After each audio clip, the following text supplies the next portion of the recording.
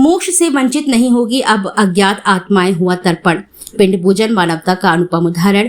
जिनका कोई नहीं उनके लिए आगे आए डॉक्टर जितेंद्र कुमार तिवारी और हुआ अभूतपूर्व आयोजन। हिंदू धर्म में मान्यता है कि मृत्यु के बाद यदि किसी का क्रियाकर्म, श्राद्ध कर्म और पिंडदान विधिवत ना हो तो आत्मा को शांति और मोक्ष नहीं मिलता है। पितृ पक्ष में लोग अपने पूर्वजों का श्राद्ध पिंडदान कर उनकी आत्मा की तृप्ति करते हैं, ब्राह्मणों को दान देते हैं और जीव जंतुओं, गाय, कुत्ते, चींटी, मछली और कौवा तक को भोजन कराते हैं। परंतु उन अज्ञात, लावारिस और अनाथ दिवंगत आत्माओं का क्या, जिनका कोई अपना नहीं रहा?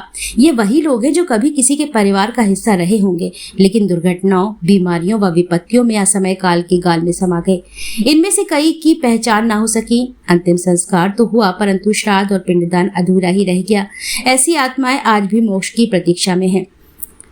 इसी पीड़ा को महसूस करते हुए जिला जन कल्याण महासमिति झांसी एवं रानी झांसी फाउंडेशन के तत्वाधान में आज पहुज नदी, सिपली बाजार, झांसी पर एक अनूठा आयोजन हुआ। संस्था के केंद्रीय अध्यक्ष डॉक्टर जितेंद्र कुमार तिवारी के नेतृत्व में अज्ञात, अनाथ और लावारिस दिवंगत आत्माओं के लिए सामूहिक तर्पण, श्राद्ध और पिंड पूजन संपन्न कराया गया।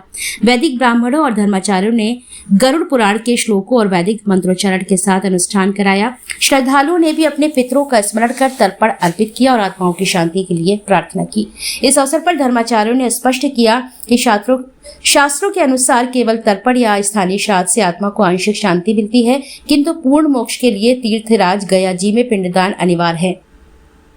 महानगर धर्माचार्य आचार्य पंडित हरिओम पाठक, बुंदेलखंड ब्राह्मण विद्युत परिषद के केंद्रीय अध्यक्ष आचार्य पंडित ब्रज किशोर हरभजन भार्गव, राष्ट्रीय कथावाचक पंडित मनोज चतुर्वेदी और पंडित उमेश भार्गव, आचार्य सुमित उपाध्याय ने संयुक्त रूप से कहा कि गरुड़ पुराण में उल्लेख है, अनाथ प्रेत संस्कारत कोटि यज्ञ फल लभेत, अर्थात किसी अनाथ या लावारिस आत्मा का पिंडदान करने से मनुष्य को करोड़ों यज्ञों के बराबर पुण्य प्राप्त होता है।